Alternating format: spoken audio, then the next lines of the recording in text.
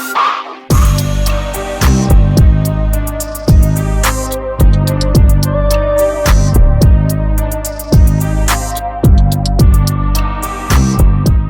to this special off-season episode of the Duke Football Talk Section 17 podcast. I'm your host, Brian Kennedy, and as always, I'm joined with my co-hosts, Josh Cox and Jamie Holt. We've got a special episode, more of a get-to-know episode with the Duke coaching staff, as we're a few days away from the Duke spring game, and we had to start off with the man himself, head coach Manny Diaz. Coach, how are you doing? Doing well. Excited about this weekend, the spring game, and I know the guys are as well. They're probably tired of practicing against each other, and so it's looking for a good way to cap off what's been a good month.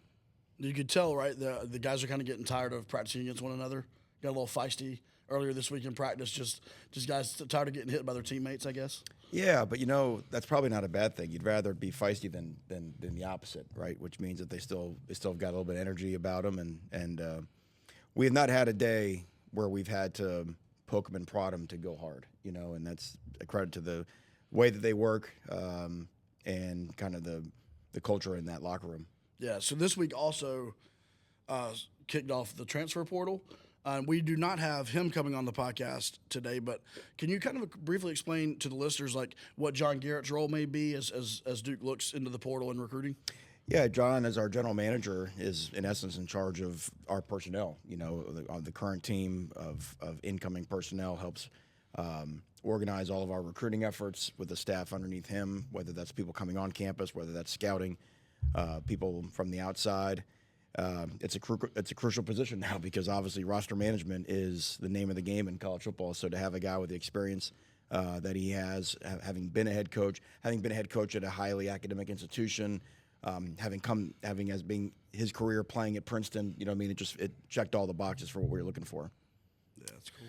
Well, I mean, we could have a whole episode talking about football, but as I stated in the opener, we're going to get to know you a little bit more as well as some of the coaching staff. They'll be on later in the episode. So we're going to ask you some personal questions, just some generic questions, just to get to know Manny Diaz more. I know we could, again, talk football all day long, but are you ready for this? Because, again, it's not your typical Q&A. Hey, let's bring it on and see what happens. Yeah, by the way, welcome to the Section 17 podcast. Man. Yes. This is different. It's a little bit different. We talk a lot about food. Okay. I know it's surprising, but we do talk a lot about food. That's all good. So let's start from the beginning. Obviously, your family immigrates from Cuba to the States. Just give us a little bit of background of how that came to be to where your family decided to migrate from Cuba to Miami. Yeah, so my dad was 6 years old when Cuba fell into communist rule, when Castro took over. And like most dictators, when they take over, they try to imprison all of their rivals. That's what separates us as a democracy from the countries that we should not aspire to be. And so it was a hard time to be there. And so my family, my mom or my grandmother and my dad came over to Miami. My grandfather was not able to come right away, and over the radio in Miami, they would announce all the people who had been assassinated because the communist regime would assassinate a lot of their political opponents and rivals. Again, the things that we expect to happen in other countries, not ours. And one day, actually, my grandfather's name was read off over the radio, so they assumed that he had been killed. His name was also Manuel Diaz, like mine and my father's. So as it turns out, that's a very, very common name.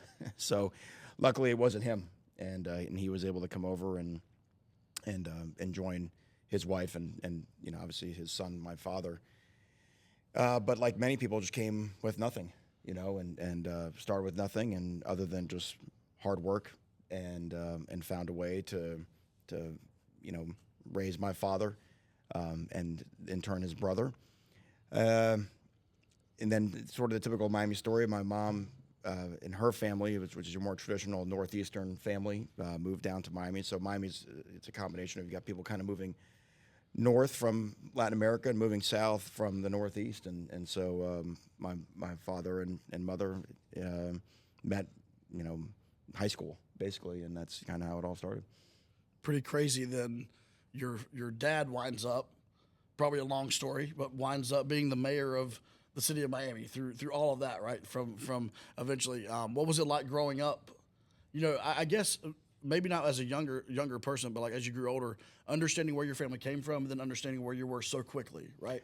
Right. Well, it's interesting. People ask me all the time, what was it like growing up, as the mayor's son in a political family? But actually, he didn't become the mayor of Miami until 2001. I was actually living in Raleigh, working at State at the time.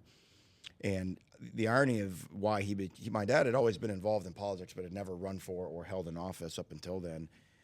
He was actually the attorney representing Elian Gonzalez's family, who, by the way, Elian Gonzalez was a 6-year-old boy leaving Cuba. All for the same reasons, and we could have a whole podcast on what happened with that. But the way that basically it went down, my dad was in the house when our government stormed the house and had put machine guns in people's faces. And again, the things that you don't expect to happen in a land that abides by laws, right? But that actually inspired him to run for office, which was very honorable. I think the cool thing about that is that having been in coaching, and certainly now as a head coach, to be able to have conversations with him on the similarities between holding public office, being a head football coach, or even just a coordinator, there's a lot of same as. People don't always see exactly. Number one, everybody thinks they can do your job better than you, 100%. Number two, no one ever knows the full story, right? Everybody's got an opinion on government. It doesn't matter what side you're on. Everyone's got an opinion on sports. Doesn't matter what team you're rooting for. But no one really knows enough to know exactly what's going on behind the scenes. And so you're always making observations based off of half-truths. And so seeing how you're judged, seeing how you have to do things the right way anyway, seeing how you're responsible for a large organization of people, some who you're accountable, you're responsible for all of their actions. They're not all exactly always accountable to you. So it was a great lesson, and still an ongoing great lesson, conversations that we have, and the differences and the similarities between the two posts. You mentioned being in Raleigh in 2001. I live in Raleigh, from the Triangle. What's your favorite memories from being in the Triangle the first time around? Well, it's so interesting because my wife and I we moved here. We had our oldest son Colin was 2 or 3 years old, and I'm living the life of a graduate assistant coach at that time. So this is year 4 and 5 where Stephanie is basically the breadwinner of our family. And and the thing in this profession, you don't know for certain that you're going to get an on-the-field job. College football staffs are so much larger now than what they were then. Back then, there were 9 full-time jobs. That was it. I mean, there was a head coach plus 9, and there were not even as many Division I schools as there are now. So you're talking maybe 900 jobs in the country that aren't exactly they're not opening. People aren't just leaving them, and so.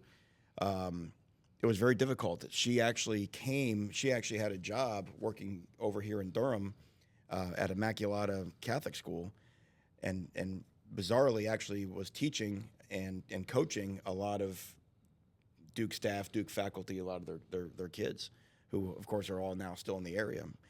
Durham was really actually a neat area for us because of that. So she taught math in the middle school, and she also coached the girls basketball team and the girls soccer team there. And so we would go to these events, or we'd go to the games, let's say, for example, and there would be like an after party downtown in Durham at like Satisfaction or somewhere like that, right? Man, hey, I like that, a little old school. Yeah, and or at somebody's house, let's just say. And it was really funny for us because we were very young parents. We had our first son, Colin, when I was 23 at the time. And so you immediately kind of go from college, you're sort of that young adult, and all of a sudden, boom, you get thrown into parenthood. You're right in the middle of adulthood. So actually, Durham, the memories I have of being in this area, obviously there's a lot of good football memories, but the off the field stuff was almost that coming into adulting. Like when you go to these houses and now neighborhoods that we were looking for a home in, and you're like, wow, like. All the grown-ups were having a good time. The kids were all playing in the next room, but now you realize you're in the grown-ups room. So it was us feeling adulthood for the first time, hanging out with a lot of the parents of the kids that she coached. That's cool. So I lied a little bit. I do have one football question. Let's go.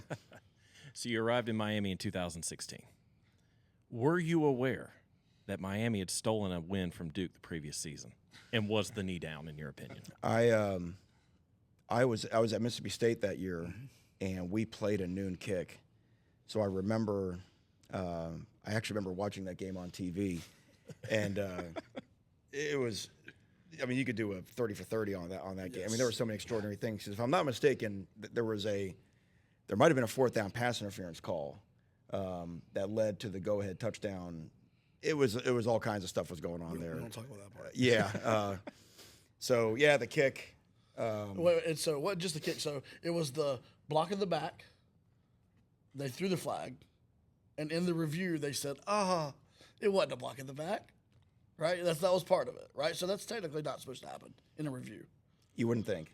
Yeah. And then the knee was obviously now, which the still photos are still circulating. Not once, but twice.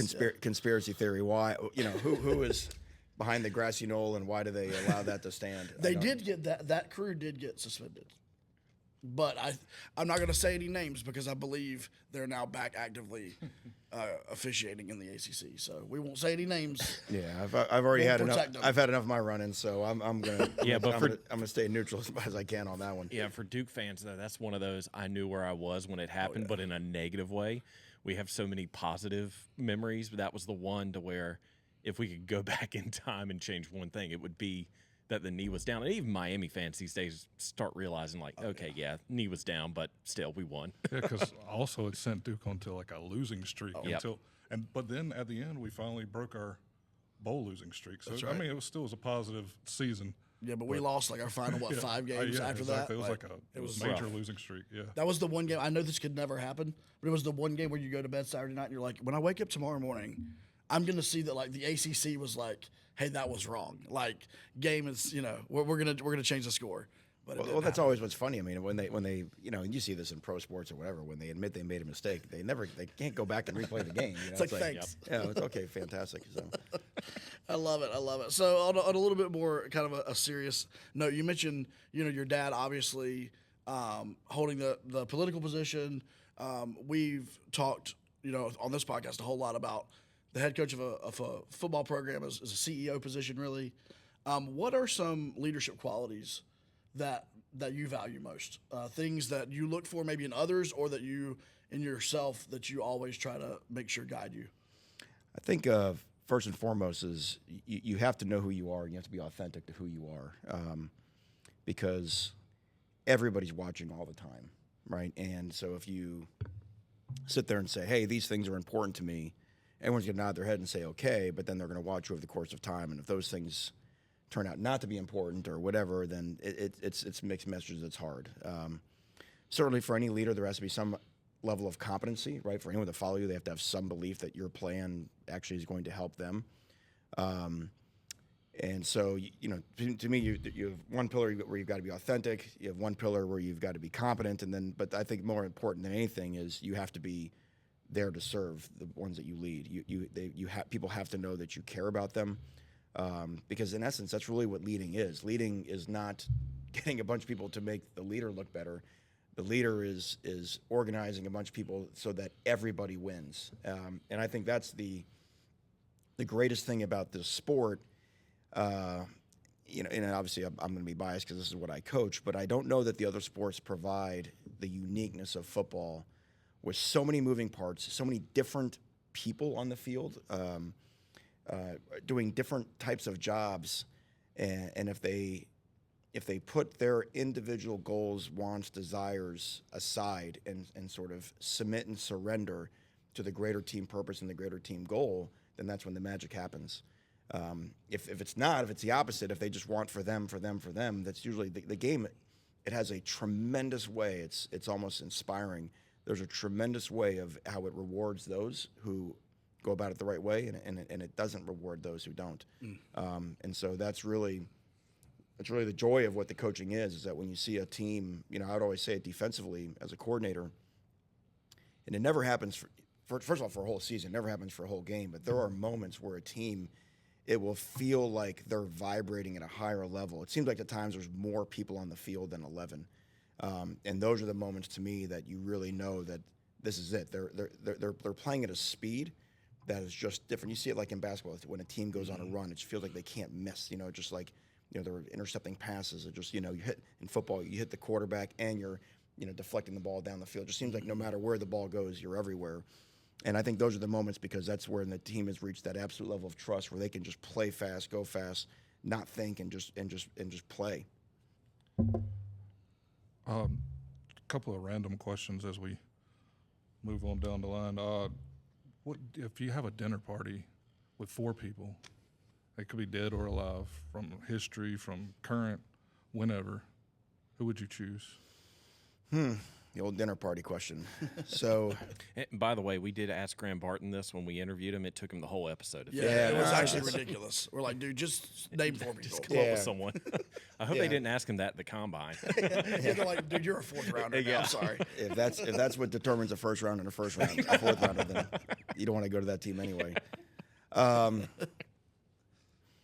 Well, I think look, if you get to invite anybody, I think you'd have to invite Jesus Christ, right? I mean, I think there's been only one person like that that's ever lived, and I think the downside of inviting him is that it would kind of overshadow the other 3 guests. Like who are you going to name? Who's second on that list, right? And then you have to be watching what you say the whole point. well, in conversation wise, like I mean, you will not run out of wine. I mean, you have the benefit of that, right? You won't have to worry if like things are true or not. Like, you know what I mean? You gotta. Yeah. There's a filter there for sure. Plenty of fish and bread. I just feel, yeah, exactly. I just feel like whoever's 3rd and 4th, they're really not going to get a word in edgewise. So you're just like, or if they do, it's like, guys, come on, like, Right. get Jesus here. Defer. Do anybody have a question to ask him? No, like, so, I mean, beyond that, that would be tough.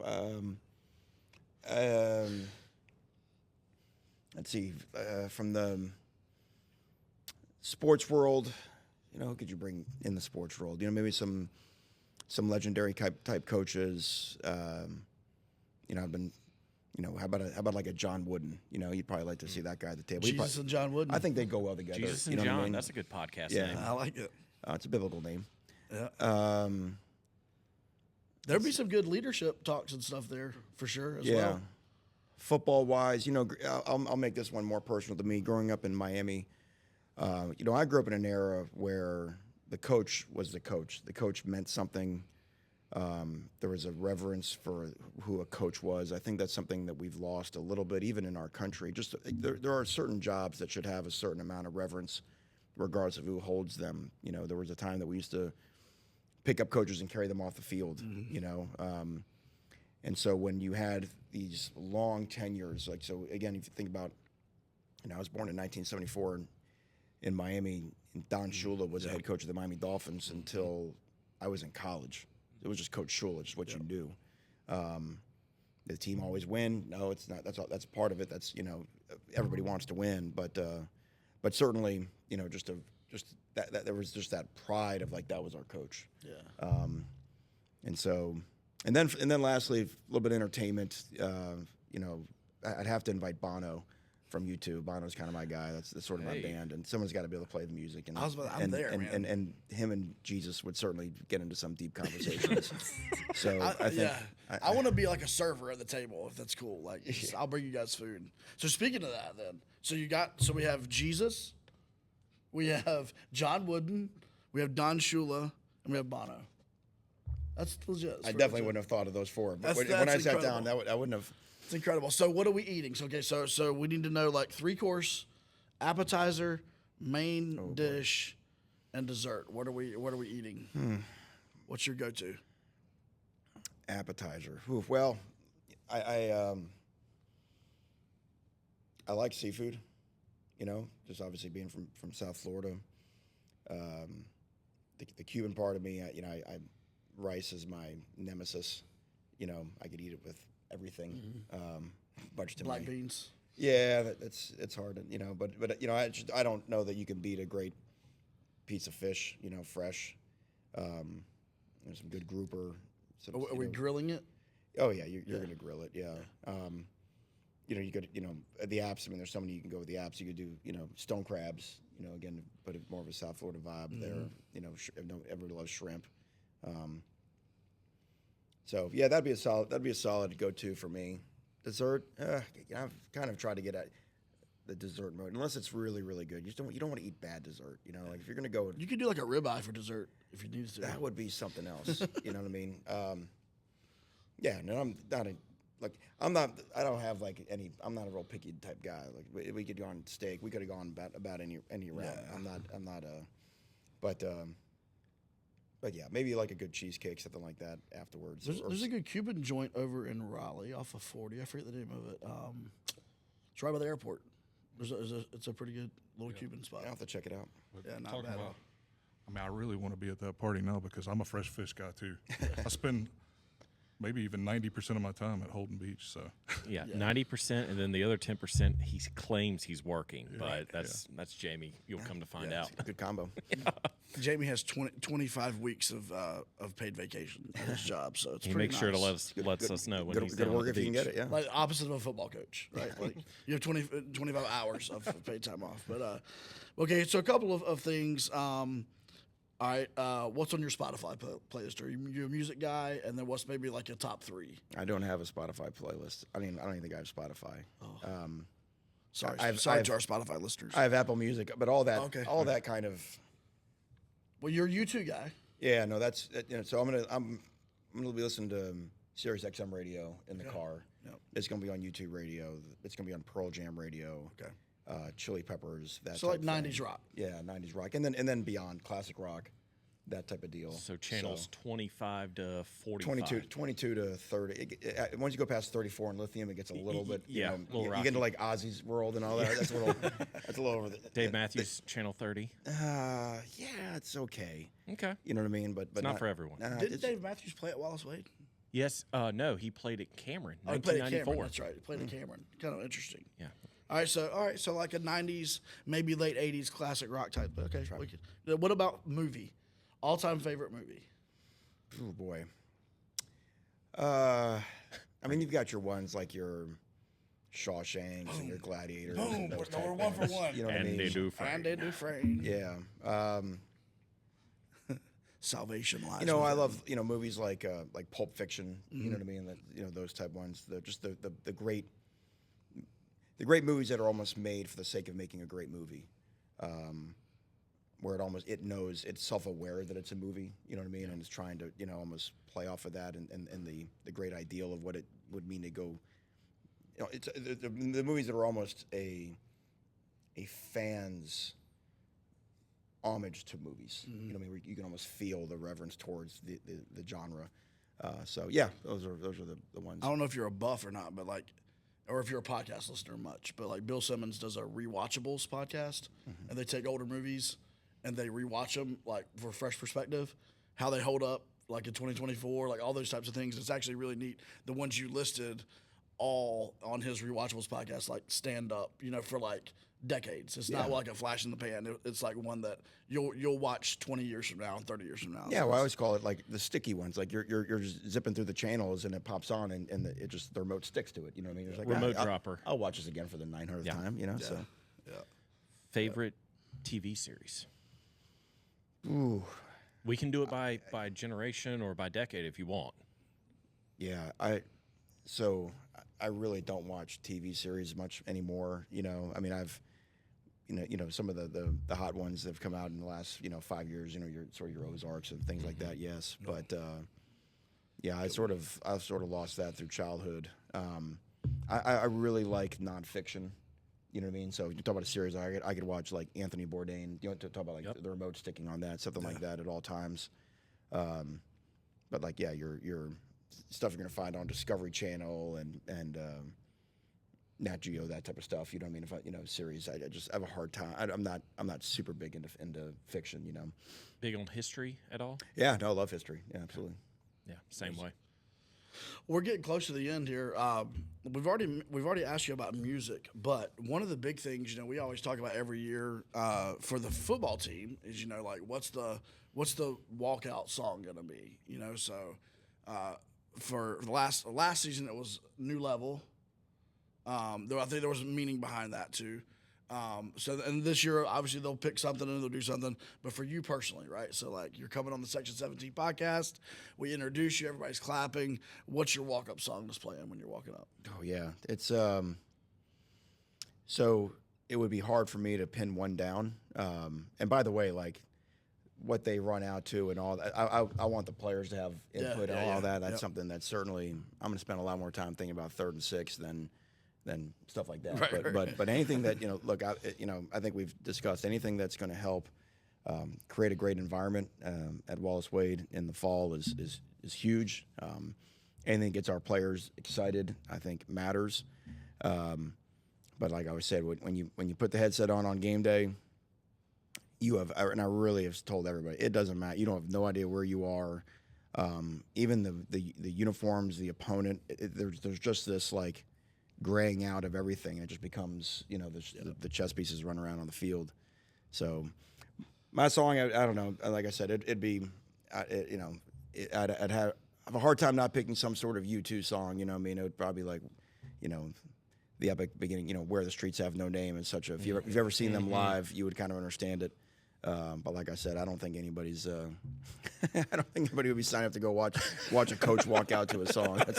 That would be an awesome thing for media day. We tell that's right. We tell the players all the time. People do not come to the stadium to watch coaches coach. They come to watch the players play. And I think sometimes coaches forget that, but they need to remember that. It is the football players that are the ones doing the playing. Well, since you don't care about uniform combos, Brian here cares enough for you, him, and 10 other people. So Brian is our uniform czar. There's a website that tracks from when? 94. From 1994 to present, every game, every team, what their combination's been. And so Brian references that often. Of all teams across college football? Well, it's ACC. Oh, remarkable. Yes. Isn't it? Do you want a website?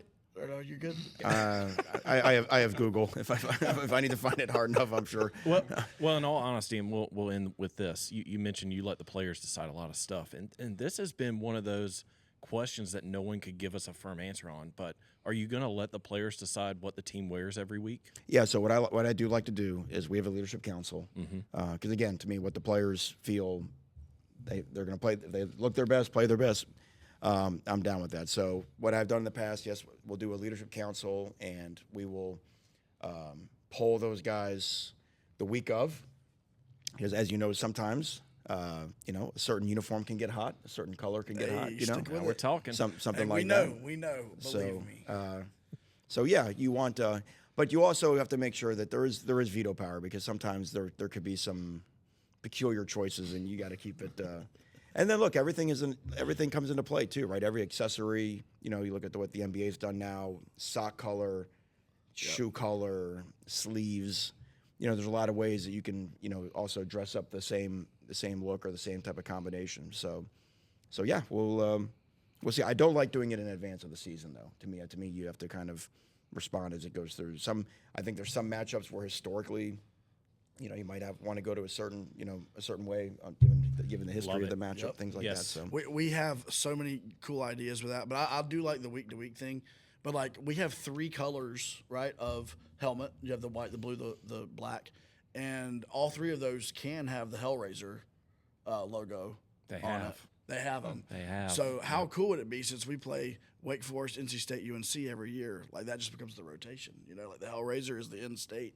We're gonna kill you, kind of helmet. But anyway, no, it's really cool. We love that, and honestly, I know it sounds dumb, but it is something that engages the fans every single week. Like fans are waiting for that Thursday night social media post about what the team is wearing, and I know at the CEO level that's kind of like, oh, whatever, but like on the fan level, people geek out about it. They do their score predictions for games with us with our podcast, and we've started adding what they think the uniform combo is just to see who gets it right. So it's a lot of fun. But look, Coach, we appreciate you coming on. You were the first. I think we have 3 more coming on. We've got Coach Brewer, Coach Patke, and Coach Infante coming on. And so this is a jam-packed episode. But we really appreciate you coming on the Section 17 podcast today. Those will be highly entertaining guys, and can't wait to hear some of their answers to the same questions. There we go. Have a good one, Coach. Thank you. Continuing on with our Get to Know You Section 17 podcast, we've got the offensive coordinator of the Duke Blue Devils, one Jonathan Brewer. Coach, how are you doing as we're heading into the spring game? Oh, yeah. It's been going great. We've gotten a ton of reps. I think we're somewhere around like 900 and something reps total as a team and a unit. We've seen a lot of progress. We've seen a complete culture change on offense, and The guys buying into how we play fast and what we do and what we preach. And it's not a finished product. We're actually like stage one of 10 stages of how we put the offense in. And so just kind of continue to keep mastering those kind of things. Is it Jonathan, Johnny, or John? Oh, okay. So John, there's two people that call me John. One was Randy Etzel when I worked for him at UConn, and my grandfather. Those are the only two people that ever call me John. Johnny, my mom calls me Johnny, and my wife. Nobody calls me John. Coach Diaz, some. Yeah. It's more Brew more than anything. No Jim Bob or anything No, like that. No J. I've had a couple of JBs back in the day. I did GA for a guy named JB Grimes at one time, and so people used to yell JB at both of us, and we turn and look, that kind of stuff. But So Jonathan's good. Jonathan's good. Johnny, either way, I'm not real particular in that. Yeah, there's just questions we need to know. Yeah. The fans need. So when they're yelling at you, all positively for every play call you call, Hey, they Johnny, know what to say. tell him to throw it to the open guy. Like, yeah, you're exactly right. Yeah, no doubt. that's not that anybody ever does that, but Oh, you yeah, know. they should. I was that person at one time too. So. No, I love it. So, starting back from the beginning, tell us a little bit about your upbringing, man. Where you were raised and kind of how you kind of got from that like 0 to 18, right? Those young years. I was born and raised in Northwest Arkansas. I grew up in a small town called Rogers, which is right next to Bentonville, the home of Walmart. Oh, nice. And my hometown. Shout out Sam Walton. Yep.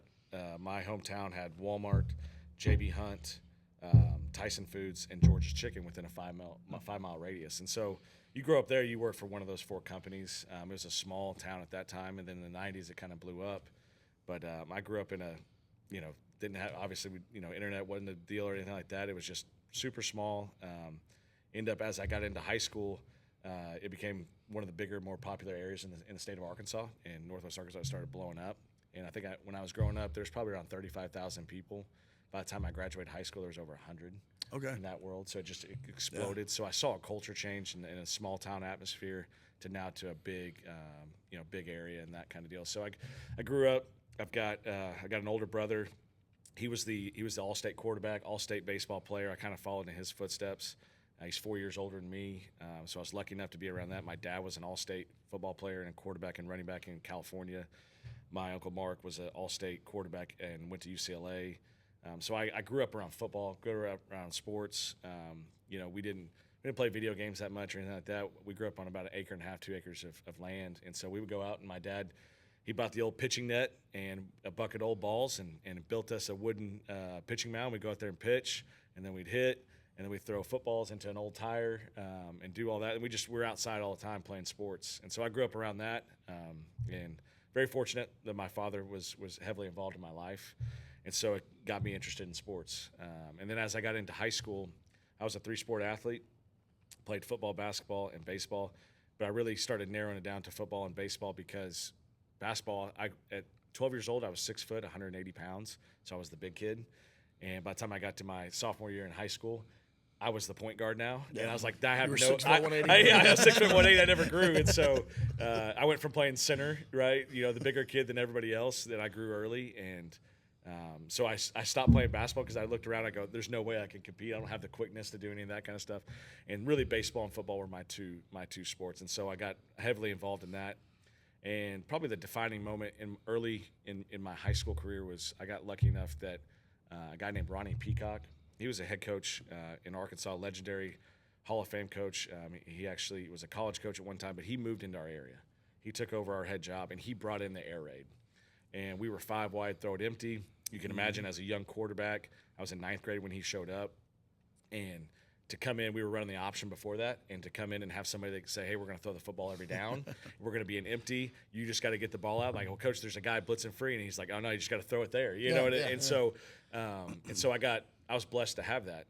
And my brother didn't have that. I actually broke my brother's, I think he threw 92 career completions at our high school at that time, which doesn't sound a lot like now, but back in the 90s it was. I think I broke that in 3 games or something, some crazy stat. And I broke his career, or so, you know what I mean? So I got to be fortunate enough to be around that kind of stuff, and really more than anything, I got to be around great men at an early age. And so Ronnie Peacock had a huge influence on my life, my dad's life, and so that's kind of where I started feeling the urge to coach. And so I played high school football. I was good. I was a good player. Wasn't great.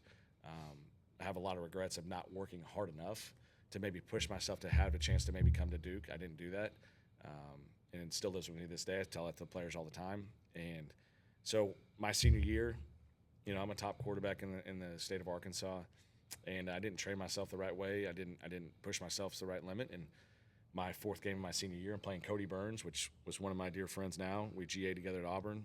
He used to coach for the Saints, and caught a touchdown pass in the national championship game in 2010 from Cam Newton.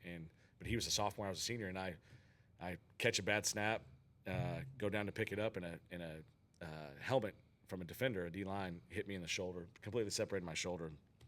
I'm pretty much done playing football my senior year. I tried to come back, can't even throw a football. And so pretty much everything in my life had built up to that moment, and it was taken away from me. And I had a chance to go play college football at a couple of FBS places. Those were taken away from me. And so then it's a reality check of what do you have in your life at that moment, right? Yeah. And I was like, oh, my gosh. I was able to come up and play baseball. My arm still wasn't right, but I was still good enough to be a top-level baseball player in the state. But got done with high school football and graduated after baseball season, and I was just going to go be a student. And I went to the University of Arkansas, and it was in August, and I had a deep hole in my heart of football, of coaching and having an impact. And I went to my high school football coach that was 30 minutes down the road, and I said, hey, I'd like to volunteer. And he sat me down, and he was like, look, this isn't going to be a deal where you show up on game days and that's it, and you're here there, like you're here every day. And at that moment, I didn't know what that time commitment meant. I essentially was a GA for him for 4 years, and he was one of the top offensive minds in Arkansas. Well, what that allowed me to do is I got a chance to be around a coach named Gus Malzahn and Rhett Lashley, and talk about defining moments. Like going into my sophomore year of college, Coach Malzahn just went to Arkansas. Coach Lashley was at Arkansas with him as a GA at that time. And I was in that college. You guys know this. You get in that college that sophomore year, and you're like, man, I look around. My buddies are having a good time on Friday nights and Thursday nights. Man, I want to go do that. I don't want to be committed to doing something like this. And I was lucky enough to have two parents that held me accountable. And I said, hey, I don't know if I want to do this, right? I had a moment of weakness in my life.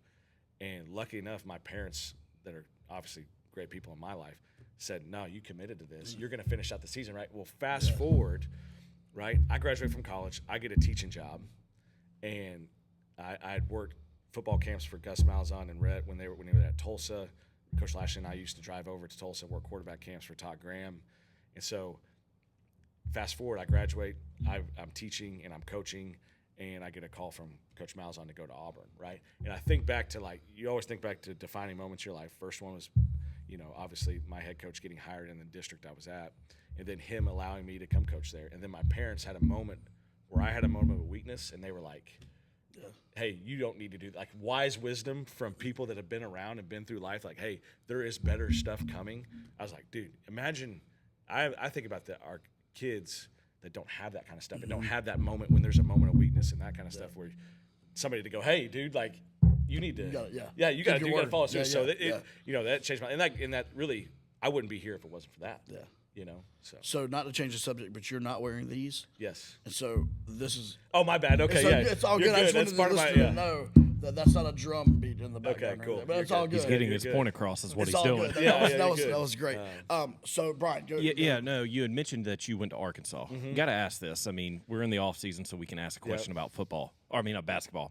What's your thoughts on Coach Calipari going to Arkansas? Man, for years, Coach Cal has been, growing up an Arkansas fan, that was, I would say an arch rival, I wouldn't say so much an enemy. That's a harsh word, but like I will say it's a big hire for Arkansas. It's a commitment by them, and it shows them. I expect big things out of that. When were you born? What year were you born? 1987.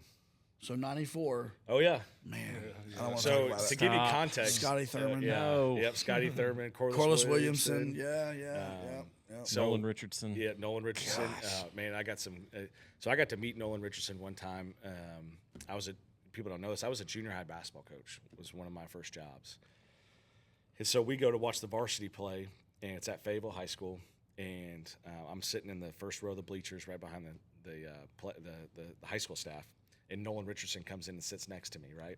It's me and the head. I was the assistant junior high basketball coach, and the head junior high basketball coach was with me, a guy named Gerald Walsh, which is another great influence in my life. And Nolan Richardson sits down next to him, and Coach Richardson, goes up to me and goes, "Hey, Coach Walsh, how are you doing? How's everything going?" I mean, this is like 2009, 8, somewhere around there. Like, talk about like a photographic memory and somebody that remembers people. That's I wild. was unbelievable. I was like taken back by it. But yes, the 94 national champion in Arkansas, it was such a big day that they canceled school for the game. Wow. For the state of Arkansas, guys. Well, we've apparently been bringing up bad memories because Coach Diaz, we talked about the knee that was down for the Miami game in 2015. Yep. Now we're bringing up the 94 title game that Duke should have won and they didn't. Should have been Grant Hill's third title. Yeah. While being here. Boy, we were really subjecting That ourselves was to a some great pain. Arkansas team, though, and Grant Hill. I mean, I still feel to this day Grant Hill basically single-handedly carried that Duke team to the national title Yeah. They game. still should have won. They still should have won, but Yeah. He was that good. Yeah. Oh, yeah. Yeah. Now, we warned you about this question before we got on, and we told you Coach Diaz kind of hit a home run on his. He got a dinner party. Beat Jesus. Jesus has Yeah. been taken Yeah, I heard off the Coach- draft board. Yeah. And with a first pick. Yeah, I won't say. Diaz I won't takes say. Jesus. Noah and Moses and all that stuff. I won't bring up them. So You this know, is the 4-person dinner The party. four-person dinner party. Man, people that I would want to sit and just have a conversation with, this would probably tell you a lot about how my mind works. Probably my grandfather on my mom's side. Passed away a couple of years ago. Was a World War II veteran. One of the smartest men I've ever met. Got a high school degree after going to fight in the war, coming back. To have one more dinner with him, to ask him questions that I probably should have asked as a young guy. I should have asked those questions in that regard. The next in that world, man, I'm trying to think. There's some good. Okay, I love the Red Hot Chili Peppers. So the lead singer of Red Hot Chili Peppers, I'd love to sit down and just explore his mind and where Like, they've what been. did those lyrics mean? Yeah, no doubt. Yeah, or like, what were you like? What were you on? You got those lyrics, like that kind of deal. Man, I love the Chili Peppers in that world. Probably to talk to JFK would be Now we're talking. would be a big one. I'm big into history in that world, and to have some conversations of like the thought process in that regard. Yeah. Uncle John. Probably the next would be the person that actually walked up on the Roswell UFO crash deal, and just be like, hey, actually, what did you actually see there? Like, please tell me there was some kind of like little green men bodies, that kind of deal. I mean, that's a great. That is an interesting. Sounds like you need to start your own podcast with conspiracy Yeah, theories. not conspiracy, just like out of the box thinking. I Yeah, would think, yeah. you I know, like that. I like that. So for sure. yeah, definitely, just some interesting thought. We're around football for so much, all the time, and so, I'm around coaches, and so when you're outside of football, it's like, okay, how much, like the Chili Pepper, like all those kind of things that are outside that have an influence on your life, like you'd like to have conversations with. All right, so then you're at the dinner party. What are you eating? You may want to start with the main dish, but we want the appetizer, main dish, dessert. What do we? Okay, What's your number one? This is your master's dinner, basically. This is you. Okay, well, there's a couple deals. So I grew up. There's a chicken house in our hometown that you would go to. There is no menu. It's called Montenay Chicken, and so there's no menu. You have to just get a reservation. You show up, you sit down. First thing they bring out to you is white bean soup. Okay. So it's like a mashed white bean Sounds soup. It's a interesting. secret recipe. You eat that. Has it got any spice to it? It's got a little bit of pepper in Okay. it. But to give you context, in Arkansas, that was like when we had birthday parties, we would go eat there. Okay. Right? We wouldn't Yep. go to Chuck E. Cheese. We didn't have Chuck E. Cheese. Right. Like, so you go to Montenay Chicken. It's probably good that Oh you yeah, did it's that. So unreal. that was your Angus barn, basically. Yeah, so you eat that, and then they would come out and they would bring all the main course would be just pretty much bowls of fried chicken. It's all you can eat. There is no menu. The only thing they'd ask for is what kind of you want: sweet tea, water, or Coke. Oh, That's wow. it. This is my kind of Oh place. yeah, no, yeah. You're like, What's the name of it again? Yeah, it's called Montenay Chicken. It's Okay. it's in Rogers, Arkansas. Forever so, in Rogers. Google Yes. check Yeah, flights so, to Rogers. Exactly. Probably just because it's my main course, just all the great family memories of that. But then, Okay, can I guess at what the dessert would be at that place? yeah, go ahead and guess. Is it banana pudding? No, it's not. That would, actually. to me, that would fit the whole. Chocolate chess pie. No, Oh, no. okay. What It's we got? it's versions of cobbler. Oh, Oh, yeah. okay. Blackberry Yeah. cobbler, peach cobbler, Oh, yeah. whatever's in season at that time, that's what you get with a scoop of ice cream. Yeah. And it's, guys, you walk out of that place, I mean, it's unbelievable. Now, So are I you think a- it's only open for, it's so good that it's only open for certain times of the year. Okay. Because they're packed all the time. So on the cobbler, are you a ice cream on it so it starts to melt, or are you keep my ice cream cold and my cobbler hot? No, I'm ice cream on top. Okay. I'm also put my mashed potatoes. I put corn in my mashed potatoes. Okay. and But mix you're a it up. mixer. You're a yeah, mixer. I'm a mixer. I have that. There's a texture that comes with that kind of stuff that I love. I do that stuff too. Like eggs and sausage and grits. Oh, I mix it yes. all together. Yeah, Like, no doubt. Yeah. All right. We asked Coach Diaz this on a more broad spectrum. We're going to narrow it down for you. Favorite sports movie? Oh my gosh. Okay. Yeah, if you're talking how my mind sees things, man, my wife gets so mad. If Moneyball's on, I'm watching it Great any movie. time. I was There. waiting for Varsity Blues for So, some reason. yeah, I'm not sure why. But You know that's what? I was waiting for. Varsity Blues is up there. I Moxie? love. Yeah, no doubt. Was that from Arkansas? No, it's Texas. Okay, Texas. Pretty, Yeah, yeah, that's I mean, right, you that's know, right. close. Friday Night Lights? Yeah, Friday Nights was okay. Okay. I would say number one movie if it's on at any time is Major League. Yes. Okay. Yes. It's The first one. The first one Yeah, is yeah, yeah. is unbelievable. So good. We quote it all the time out there. My kind of team, Charlie. It's Yeah. my kind of team. So you is know? that- Willie Mays Hayes. Is that your favorite quote? What's your favorite quote from the movie? Oh, what did he say? Great catch. Don't ever blank do that again. You know what I mean? That kind of deal. Or my favorite is whenever they call him to, hey, would you like to be the head coach or the manager of the Cleveland Indians? And he's like, oh, I don't know. I got another guy on the line about some white wall tires. You know what I mean? Like, you could be the manager of a professional baseball team. I don't know. That's how bad the Indians were, right, love at it. the time. Yeah. So that one is it's one of my favorite for sure. Well, awesome. So I'm assuming Red Hot Chili Peppers is the number one. You got a top three maybe on music. That'll kind of be our man. last question. Okay. So you got Chili Peppers. Chili Peppers. I listened to a little bit of Weezer from back in the Oh, day. If you yeah, guys man. remember the Buddy with Holly. the Blue album. Yeah, Back the in Blue the album. day. Yeah. A lot of Third Eye Blind. Okay, yeah. Semi Charmed how's Life. it- So, How's it- yeah, how's that's it kind of gonna one of be? the more known ones, but there's some really Yeah. good, some hidden Jumper. gems. 311 from back in the Yeah. day. So kind of that like mid to late '90s alternative rock. Alternative rock, Yeah, that okay. kind of deal. I listen, and I listen to a ton of podcasts in that world. So, just mix it up throughout there. Awesome. Well, Coach Jonathan Brewer, Yeah, we appreciate you that. coming on. You are installment 2 of our Get to Know the Coaches podcast, and so we've got 2 more to follow. Yeah, who are those? We have Coach Patke coming Okay, on, and then yeah. Coach Infante coming on. Oh, so yeah. That's that ought to be interesting. That should be really interesting. Yeah, we're gonna ask them some of the same questions. We'll see what happens. Yeah, no doubt. That'd be We great. are the dinner party is now 8 deep. Yeah, no doubt. And so, we got people off the board for the dinner party. So, but Coach, we really appreciate you coming on the Section Yeah, 17 appreciate podcast. you guys. Thank you guys so much. Thanks, Have a Coach. good one, man. Thanks. Thank you. We are halfway done with the Section 17 Get to Know You podcast with the Duke football coaching staff. And now we're on the defensive side. Defensive coordinator Jonathan Patke is now joining us. I'm sorry, I already butchered your last name. Yeah. My apologies. That's all right. Just it's a Sure, lot that never better than happens. most. That Yeah. never happens, right? well, so how are things going? It's good. It's been really good.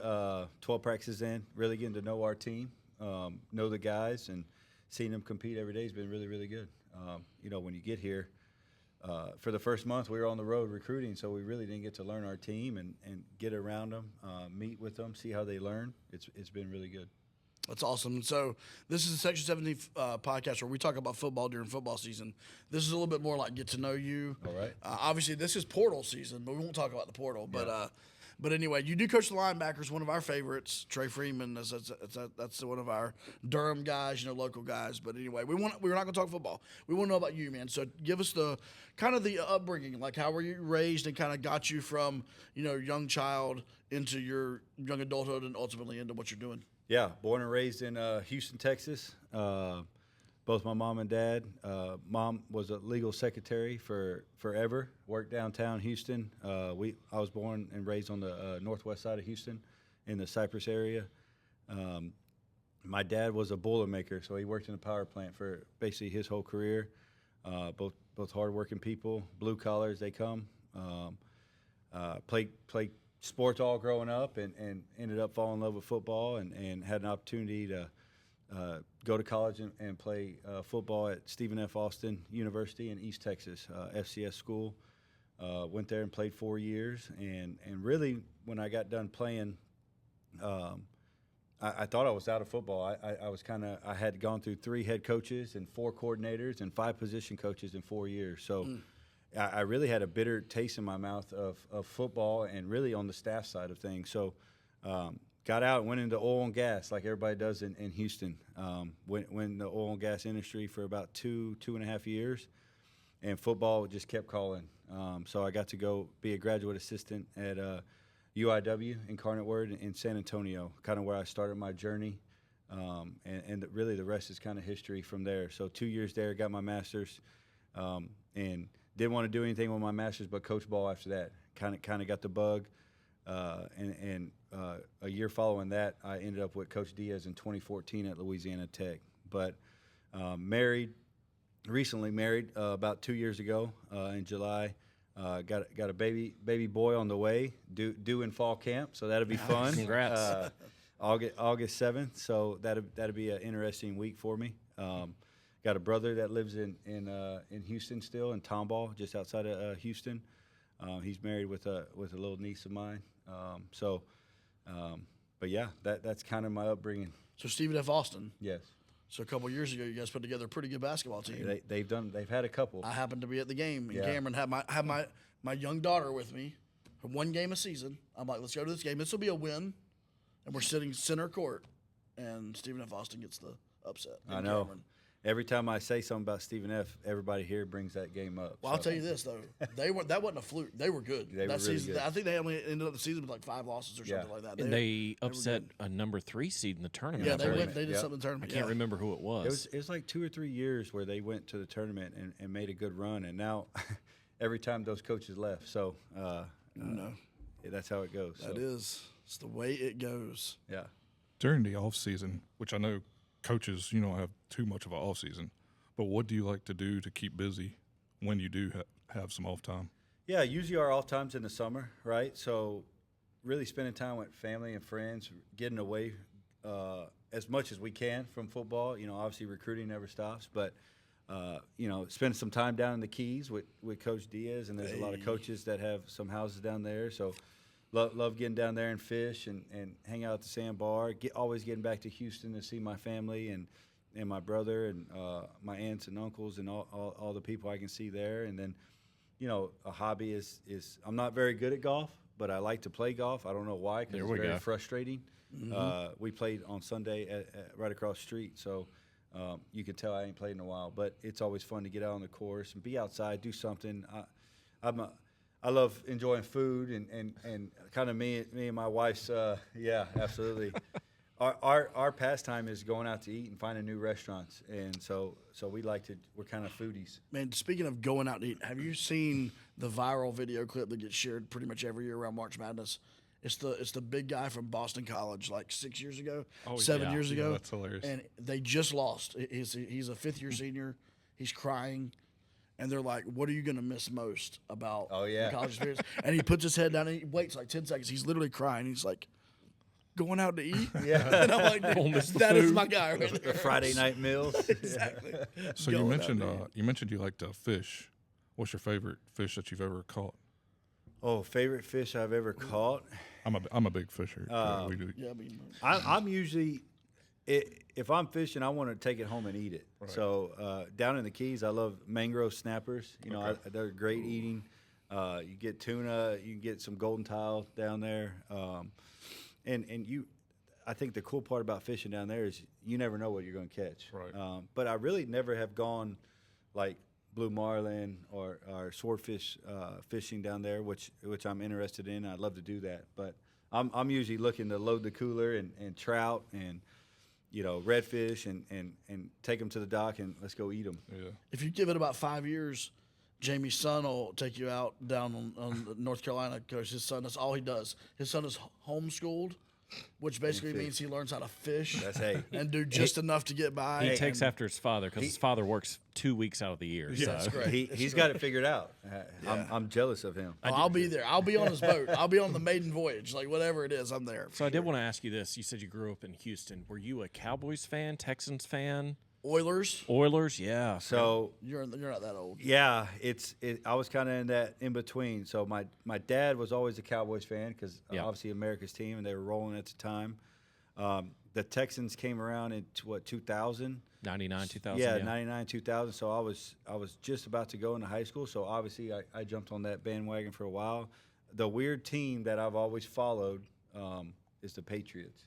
That is. And Shocking. it's very shocking from a guy from Houston. One, I think when I was a kid, I fell in love with their logo on the old Patriot. The under center Patriot. Yeah, the under center Patriot. So good. Mm-hmm. So good. So I fell in love with that, and then obviously get into the coaching world. Very envious and look up to a guy like Bill Belichick. So got to visit with him a couple years ago. Actually, me and Coach Diaz. So just to learn from a guy like that was awesome. The weird team that I follow is the Carolina Panthers. Keep pouting. Super weird. I don't know. That is really weird. Hey, they can only go up. Yeah, I don't know about that. Now, honestly, Bill Belichick, when you met him, did he talk like this when you spoke with him? Or was he really upbeat? Because some people have caught him on an upbeat interview, but the rest of the time, he just talks like this. He's pretty mild-mannered. Okay. I mean, you can see him get – we had the privilege to sit in the staff meeting and the team meeting with him. So he got after some guys, but other than that, he's pretty. Even we were waiting for practice start, and one of the starting D tackles for him was like 30 seconds to get out there to get strapped up and practice, and he was just like, "Why are you the last one?" Like, I mean, that's just he was very mild mannered. Well, we saw Coach Bentley earlier this week, and he's rocking the hoodie with the cut off sleeves. Oh yeah, the Belichick. I say that's his game day fit right there. Yeah. Well, that would be fun. He mentioned being in Coach Bentley mentioned to us being in a practice and watching Brady and Belichick just manipulate a defense. Just whatever. It was like nothing to him. Yeah, he's so detailed in his work, and that's where leaving the Patriots after a couple of days with them, it was just how efficient, how detailed they were in their work, and how they practice. There wasn't a wasted second. So it was really cool to see. So we've asked both Coach Diaz and Coach Brewer this, but let's say you're at home, you're watching TV, movie comes on that we call a remote dropper. What is your remote dropper movie to where if you cut it on, you see it, you put the remote down and have to watch it? Oh, that's tough. I watch murder shows all the time. Okay. And my wife watches Food Network all the time. So that's really what we spend our time on. I think that's every woman in the down for country. that, man. And me. And HGTV. Yes. But movies I love, Law Abiding Citizen. Yes, great movie. Great movie. I will always watch that movie if it's on TV. I just heard you talking to Coach Brewer. Varsity Blues was on last week. And I probably will never change the channel on Varsity Blues. Some of the greatest lines ever in a football movie. Equalizer was that, the Equalizer 3's out. So I went back and watched Equalizer, which was a great movie. I'm a big Denzel fan. How would you rank those Equalizers from 1 to 3? Because it's hard to top the original movie for any trilogy or any sequel, but the second one gives it a good run for its money. It does. I think they're all really good, and they're spaced out so much you kind of have to go back and watch really the first one. You can't talk Denzel without Training Day, man. Training Day. Unbelievable movie. Yeah. That's good. That's good. So this is the question, right? We gave you the warning. Jesus is off the board in the first round with the first pick. First pick, before LeBron, before Jordan, it was Jesus. You're hosting a dinner party. You have 4 people that you can invite to your table, dead or alive. Who are you inviting? Man, I don't want to get upset, but both my parents passed away, so that's easy too. Absolutely. Mom and Dad would be there, which would be awesome. God, the other 2, dead or alive. I would probably. I mean, I've never got to sit and talk with Nick Saban. I would love to pick his wisdom. Interesting. Of just how he sustained for so long and did it at such a high level for so long. I'd love to just honestly. I'm sure he's a red wine drinker. He looks like he is. So drink a glass of red wine. We're going to get there. Yeah, him and Miss Terry. And then the other one, I might have to think about it. Okay, I tell you what, we got a couple more questions. Yeah, you think through it because we want to ask what you're having, right? So you get to pick the menu. So it's your favorite main dish, appetizer, dessert? Your master's dinner. Yeah, what your choice, your favorite. I'm going with a tomahawk ribeye steak all the way. If I can get a seafood with that, it'd be scallops. Okay. On the side. How's the steak cooked though? That's the ultimate question. Medium rare. There you go. With a side of raw horseradish on Yeah. the side. Oh man. Yeah. Yeah. Perfect. But Scallops got a good sear on them. yeah, Don't good overcook sear, them. Yeah. Great sear on the scallops. And then for the appetizer, I'm going raw oysters Okay. all the way. All the way. Any kind of oyster, really. Yeah. And then dessert. Dessert, probably cheesecake. If I could choose a dessert. Like a New York style cheesecake. Like you got strawberries on top, cherries on top, chocolate. What you got on top of it? Might have to throw some chocolate on there. Yeah, there we go. Yeah, get it nice and rich, you know. We ain't mad about that. Yeah. We ain't mad about that. So we got the fourth person. Entertainment, maybe. Music, maybe. You've already got a Nick Saban. You got a Yeah, sports that's true. person. Yeah, I got a sports historical guy. figure. Author, Yeah. anyone. I mean, I'm from Texas and I'm a country music fan. So Here we King go. of Country is George Strait. King George. Yeah. There you King go. George. I I know was bad looking choice. into King George tickets. Yeah. He's coming to Charlotte. And I was like, I'll just do the nosebleed of the nosebleed of the nosebleed. And I got in this early ticket thinking, like, man, I'm going to be able to get them. It was like $900 a piece. Yeah. And I'm like, nah, we're good. Yeah, I came from Texas State, and he went to Texas State. So I got to meet his road manager in the office. He was in the office all the time, and I said, "When's George coming?" You Yeah. know? I see his Bring picture him on in. the wall, but, Exactly. But he never came back. So Favorite George Strait song. Unwound. I'm going way back, probably. Whoa. Unwound, probably off his. is. That might be off his first album. It's one of my favorites. Unwound. Baby Blues, another great one. The story Blue behind Clear that. Sky. So That's there's good. some good ones. That is good. Well, listen, Coach Patke, we appreciate you coming on. Your installment 3 out of 4. Get to know the coaches. This is obviously for Duke fans. Looking forward to the season. Looking forward to the spring. As we're recording this, we're looking forward to the spring game coming up this week, and then obviously see what we're putting on the field there in the fall. And looking forward to some success, man. Thanks for coming on. I appreciate you guys. Appreciate the support. Thanks, Coach.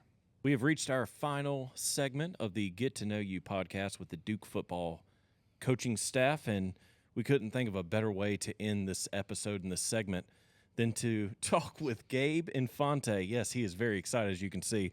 Associate head coach, special teams coach, coach of defensive tackles. And, Coach, how you doing? We're a few days away from spring game as of this recording. How are things going so far? Things are going great. Having a good time, getting to know the guys, enjoying working with them, and it's been a great experience thus far. Man, you got kind of a look to you, man. You know, like before, and this is a good thing. Before I ever met you, like the social media graphics and stuff. Like, do you ever get like I don't know? I'm not sure what the look is. Like maybe an actor, that could be a look. Maybe like a Ric Flair hair. yeah. You know, I'm not sure. Do you ever get like? Do people ever think you're like an actor or think you're like maybe like a mobster or something like that? I'm not sure. Well, forget about it. No, it's funny. I think my hair has its own personality. It's like its own character Yeah, in the yeah, movie. So my hair, I think people, dark features. I've heard Antonio Banderas. Yeah, I Hey, can see that there it one. is. Yeah. I guess there's a popular video game. I think it's called Hitman or something like that. And the cover of that, kids have said that. Yeah, there seems to be a lot of duplicates of me walking around. Apparently, Hey, so I mean, I think I'll it's a good take it. recruiting tool. You know, it's great. depends. It depends. It can work in your advantage or to your disadvantage, depending on That's who true. I remind you of. But I do get that a lot, and so it doesn't really faze me anymore. It's like, sure, whatever. That's good. So do you close by running your fingers through your hair and like, all right, let's talk brass tacks? Well, the kids have already told me, because usually I just get out of bed and whatever my hair feels like doing that morning, it's going to do that morning, and I really don't spend a lot of time on it, believe it or not. And by the way, my wife is a hairstylist in New York City, so that's probably why I was lucky enough to convince her to marry me, was probably because of my hair. But You were a project. You were a nice project. I was for a her. nice Yeah, project. And height. They tell me height's really important. Okay. Okay. So height and hair, I guess, are the two critical factors. But the kids do tell me here that when they see me with my slick back hair, because sometimes I will, wake up and run water through it, that I mean business. That's a serious look. So I trying to be mindful of that, depending on what we're doing for that day, whether or not I've actually slicked back my hair or not. So I love it. I love it. Well, My hair always looks the same because I have no hair. Yeah, so. yeah, that's right. So Coach Diaz and you have something in common, and that is your heritage, Cuban heritage. And earlier on in this podcast, Coach Diaz kind of told the story of how his family, arrived here to the States. And you have a unique story yourself. Do you mind sharing with our listeners kind of how that all took place? Yeah, so I'm first generation Cuban American, which means I am the firstborn in our family. Both my brother and sister, everyone else was born in Cuba. My grandfather was in Batista's national military. Both my father and my uncle were both in the military. So when the revolution happened, there's like really in-depth stories about how they went into hiding because obviously they had fought with the regime, and now the revolutionaries were looking for people who had fought against them. So my father and my uncle went into hiding. They captured my uncle. My dad was able to somehow bribe the guards with whatever family heirlooms they had, or however he was able to do that. And then my grandfather was able to get my father and my uncle and my mom, my brother, my sister, and my uncle's family out. So kind of by, just getting them out because obviously their lives were in danger, and they settled in New York. Okay. Actually on the Jersey side of New York City, in a little place called Weehawken, New Jersey. Okay. And like most immigrant families, they pooled their resources together. So brothers basically lived in the same apartment building, and everybody worked, and everybody took care of the kids, and kind of that was kind of how they made it work. My parents, very different than a lot of other Cubans that came, who kind of settled in Miami, never had any intention of ever going back. So growing up in the household, they wanted us to assimilate. So we were told very much, you're American, and really wanted us to kind of assimilate to the culture and the country. I came years later. I was born several years later, so I was the accident, as the Bob Ross happy accident. I was definitely not planned. So my brother and sister are significantly older than I am, but I heard all the stories, and so it's a pretty to me it's never lost upon me, especially when you travel around the world. And you think of what my parents did here, coming to this country with no relatives, no family, didn't speak the language, and what they were able to accomplish in one generation with, my brother who works for Microsoft and is a senior level engineer at Microsoft, and my sister who teaches mathematics, and I ended up going to law school. So what they were able to do in one generation, what we were able to do as a family in one generation, despite those setbacks, isn't lost on me. I always marvel at, when you travel the world and you think about, wow, imagine I've been in Germany, I've been in China, and I've been all these different places, and thinking of what it would be like, not being able to speak the language, not having anyone there, and what they were able to do is pretty amazing. So it always makes me feel grateful for my opportunities and where I'm at. You mentioned something that we're going to segue into, that you went to law school. You went to New York Law School, is that correct? That is correct. Not NYU, which Right. if you want to get that confused, sometimes I'll let you go with it. Right. I'm just making It's a sure. higher tier law school. I'm okay with that. And like I tell people, I'm a retired attorney, which Okay. always goes really well with people. Yeah, Like, wow, exactly. he's retired. So what was it, though, that made you decide to choose coaching over being an attorney? Well, first, don't be too impressed with the law degree, right? There's two types of people that make it through law school: those who really want to be attorneys, and those who are too dumb to quit. And I am certainly in the latter category, okay? But I always say I didn't choose coaching. Coaching is my vocation. I believe I was called to coach. I believe God called me to coach. So I don't believe I chose it. I believe it was chosen for me. When I look back on my life, the people that were most influential in my life, my dad died when I was young, was my English teacher in high school. And though he was a masterful English teacher, and taught me so much about the world. He really was teaching me about being a man through English and through theater and through Broadway and through all these different things. And I feel like my brother was my coach, and he's always been my hero and my role model. He took over when Dad passed away and has always been that person to me. And so at some point I realized I just wanted to be to others what those men had been to me. And though English, I could never do it the way I did it, football became that subject matter. So I always feel like coaching is my English. I'm an educator, and I use football to help young men become great men. And so to me, it was a perfect marriage, and it just happened, it was part of God's plan, and I went with it. Well, we were hoping that you were still practicing law in case any of us got in trouble, so you could represent us. Only in New Jersey. Only in New Jersey. Okay. I'll make sure to get in trouble only. Because if we only end in up New in Jersey. if we end up in jail, it's likely my Twitter account that got us in. So if we go to Atlantic City, we're good, right? I know a couple people. Okay, good. See, that's what I'm talking about. You got the look. You know a guy that few knows a guy. people. Yeah. I love it. All right, being a Philly guy, walk us through the best cheesesteak experience. Oh, I hear this all the time. Guys. And Pat and Gino's is like McDonald's and Burger King. Correct. Don't Yeah, go we get to that. Pat Yep. and Gino's.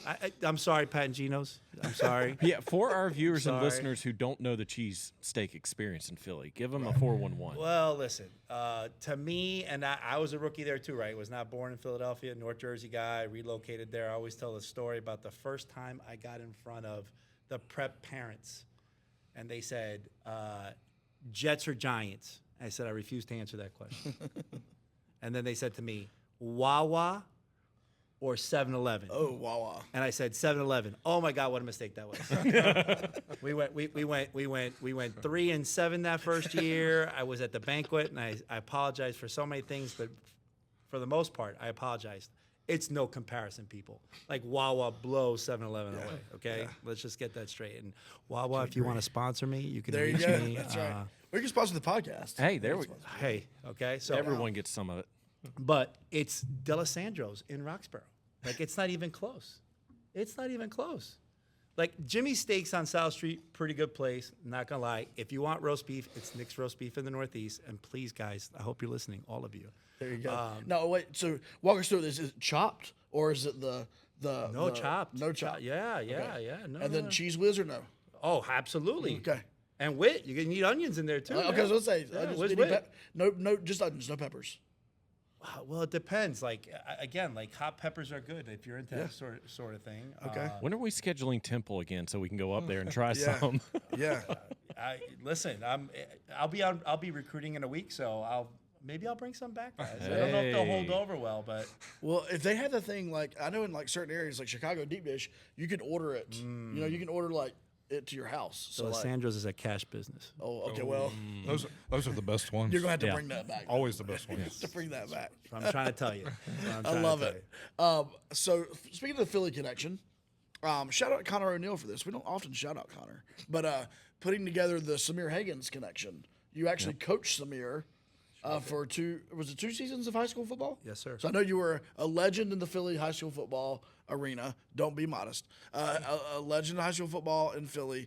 And Samir, so kind of talk us through that connection a little bit, and then you guys now reconnecting, years later. Yeah, so I mean, so Samir played for me at St. Joe's Prep in Philadelphia.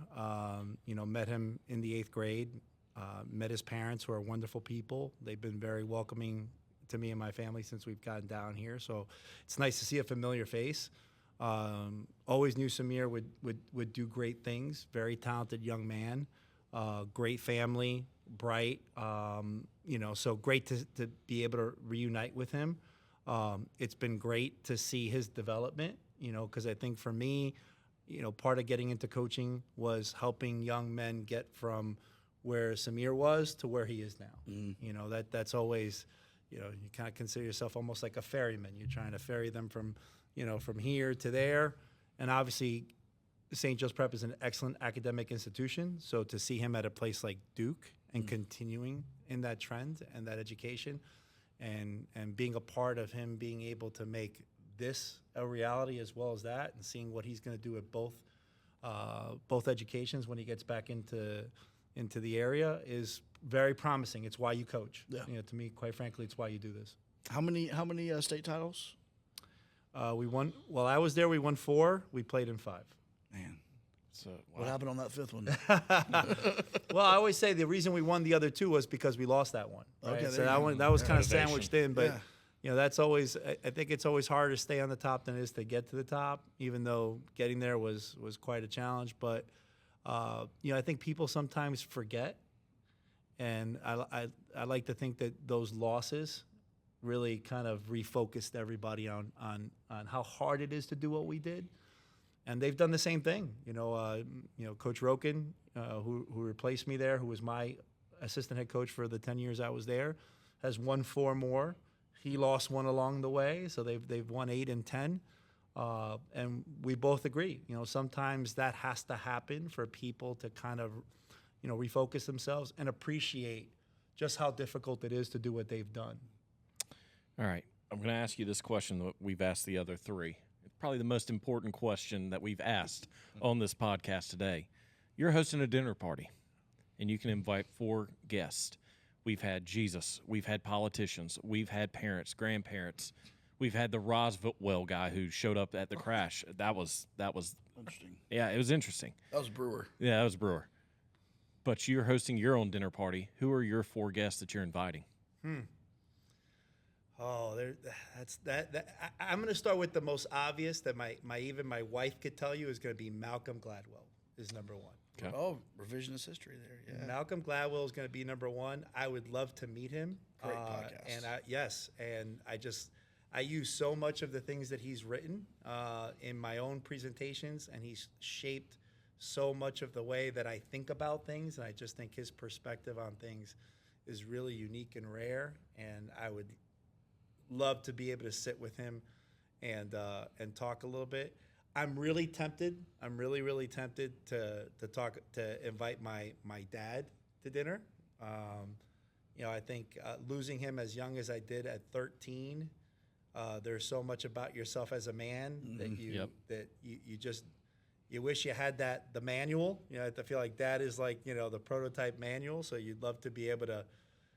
Now at this point in my life where I feel like I know myself better than I've obviously known myself my whole life, to be able to sit with Dad and be able to talk about some of the things that he really made me promise him that I would do, and kind of, so I always think about that. I gotta be honest, I'm a family guy. I'm pretty simple. I'd want my kids there. All right. I'd want my I have. I was about to say you. Yeah, that's a explain whole that other one. story onto itself. I know. You got I know. some older and some younger. Yeah. So I have Carissa, who is 22 years old. She is a senior at Penn State, and she is in the English Masters program there. I have Gabriella, who's 20, who is a sophomore at Penn State, who's in the cybersecurity program there. Oh, wow. I have Gabriel, who is going on 2 years old in July. And I have Sophia, who's 4 months old. Come on. Yeah, so I lapped everyone here. Yeah. I'm on my second lap, and so Keeps you young, right? I have to. Yeah. Right? Everybody wonders why I train so hard. I have to train hard. I mean, So it's basically you invited Malcolm Gladwell to my family. Christmas, right? Yeah, that's not bad. Oh, and Dad, don't forget Yeah, Dad. Dad, So that's pretty much it. That's cool. That would actually be very interesting.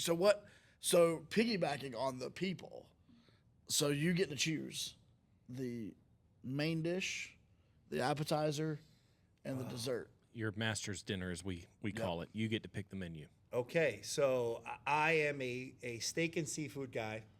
So there's going to be some type of porterhouse, or even though How we cooking it?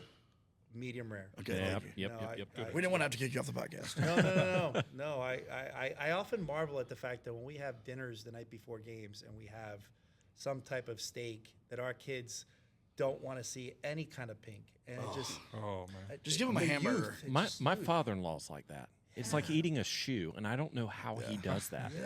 I've tried to get terrible. him to go to the It's like, good side. what's shaking the table? Is someone trying to saw through their well-done steak? All right, so we're doing a porterhouse medium rare. I mean, I got a city did taste seafood my on it? glove once, but I Your don't baseball say I'd glove. want to taste it again. Yeah. So we're doing. So you got the turf. What's the surf? What are we doing on the seafood side? Oh, see, so my favorite all time, and this is, so it's a salt encrusted sea bass. Okay. Sea bass is Is it good. whole? You just got Whole. Jamie's Oh, attention. yeah. And listen, I'm cracking the salt. Yeah. So they bake it in salt. And I haven't really been able to find it in the States much, but you find it overseas, especially in the Mediterranean. So they bake it in salt. So it comes out like this giant rock of salt. And they crack it open with a spoon. So it's really moist because it's baked inside the salt. And then I want to take it apart. Okay. Like I want to make sure I've got the spoon and I've got the fork and I'm filleting the thing. I'm taking the head off myself. Some of that head meat is some of the best. I'm ready now because sea bass is elite, anyways. Yeah, so. yeah. Jamie's a fisherman. Sorry, I just went to Dumb and Dumber with sea bass. Cooker's there, a sea bass. It's 3:30. But all right. So then appetizer and dessert. So appetizers, I'm gonna stay again carbless pretty much. I'm gonna go with some type of oysters or shrimp cocktail. Yeah. I'm gonna stay very basic in that way. I'm always down for some Brussels sprouts. I love a nice Cobb salad. Goes nice well with or should I say a wedge with my steak. Yeah. A good wedge with some good blue cheese gonna go a long way. Can't stay carbless on the dessert though, so No. we're gonna get some carbs here. I'm a key lime pie guy. I need a little sweetness and I need a little tart. I need a little bit of both. I just can't. I don't know. I'm That's that good, guy. man. Any fruit type of desserts? No? No, I can't. So what basically are all I you? like. Chocolate? Yeah. You're gonna be a chocolate guy. Yeah. Yeah. You can't go wrong with chocolate. No, you can't. It's just like my wife gives me a weird look when she's like, "Hey, I made a lemon meringue," and I'm like, "No, I'm good." And she's like, "No, I made it. You're gonna eat it." Okay, well, I guess.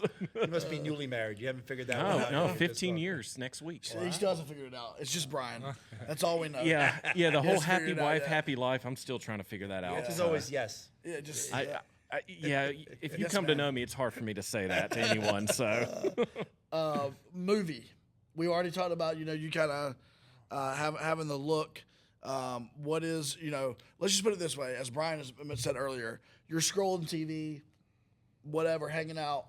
You pass this movie and you're like, okay, I'm stopping up wherever that is. The wherever remote it's at, dropper. remote drop. We're watching this movie. I mean, I'm gonna go with it, right? Like Goodfellas is hard to say no to. If yes. Goodfellas is on, and you feel like you're a good friend came over, right? Like you feel like your friend's over because you're like finishing the lines, right? Yeah. So to me, it's hard to say no to Goodfellas. Believe it or not, I really like Patton. I really enjoy the Patton, movie. okay. Patton. Really? Yeah, there's something about the history of that. There's something about him, I guess, maybe in a leadership role, maybe as a coach, I can kind of relate a little bit to sometimes, being misunderstood, or I don't know what it is about that. Maybe it's the fact that my family has a military background, so I'm drawn to that a little bit. But I definitely like those two movies would be solid. Okay. I am not someone that likes movies that are too far fetched. Big Star Wars kid growing up, so I'm definitely in the Star Wars, but I need a little. I like movies based in reality, Like a realistic. I need like a movie Yeah. based on a true story kind of thing. Like I need to, because sometimes I think fact is weirder than fiction. Yeah. And to see like some movies I'm where with you're you. like, wow, that really happened, like that really went down Right, that right, way. I think really appeals to me a little more than the fantasy. All right, aspect of it. last question then. You open up Spotify, Apple Music, whatever you listen to. Give us like a top three. Oh my God! what's- I listen to everything. Okay. I feel bad for today's generation because I really do feel that we've lost a lot of genres of music, right? So like growing up, So much crossover now, right? 80s Yeah. and 90s, like where'd rock go? Yeah. Like Yes. so there's some music genres that I feel that I miss a lot. So you will catch me listening to all kinds of things, all kinds of music. But believe it or not, you're gonna find some samba music on my. Yeah, there's something about it that's like vacation-y. Yeah. it's kind of loungy. Yeah. So I don't know. Maybe like gives me the idea that I'm driving around in a convertible, Yeah, and yeah, you know, yeah, and maybe yeah. we're on the coast. I don't know. So you're definitely gonna find some of that. You're always gonna find some Latin music, for sure. Reminds me of growing up. And then how could I not listen to, you know, hip hop or rap just because I'm around the guys all the time? And to me, it triggers my competitive mindset just because I think, you know, you're around it so much. But one song, if I got to pick one song, Yeah, go ahead. Yep. Clarity. Really? Okay. Yeah, Clarity. Well, listen, incredibly interesting individual. The most interesting man on the coaching staff. New Stay Jersey. thirsty, my friends. New Jersey and Philly legend. Yeah, we didn't ask about drinks or anything. Or We'll save it for another time. cigars. But anyway, we'll talk about that next time. But yeah, Coach, you were we saved the best for last. That's what our listeners are going to say. We were 4 for 4 today. 4 for 4. 4 excellent conversations. Duke fans, if you're listening or watching, I know some of you have been like tweeting at us and DMing us, hey, things seem a little bit quiet coming out of the program during this transition. You got to meet 4 coaches today. You got to kind of know a little bit more about them. We really do appreciate all 4, Coach Diaz, Coach Brewer, Coach Patke, Coach Infante, for coming on the Section 17 podcast. Gabe, thank you so much again for coming on today, man. We appreciate it. Thanks, guys. All right, guys, so pay close attention. We'll be putting out another episode, Brian, probably within the next week or so. We'll be kind of covering spring practice and the things we saw, and then obviously what takes place Saturday in the spring game, and kind of get you caught up with everything that we can tell from what we're seeing, and be looking for that one for sure. Yeah, and transfer portal news. The portal is still right. open, so it'll be interesting to see who comes to Durham from elsewhere. But yeah, it's been a great episode. Again, Coach Infante, we really appreciate you capping off this great get-to-know-you episode with all the Duke coaches. But that will do it for us. For Jamie Holt, for Josh Cox. Gosh, I'm done with this episode already.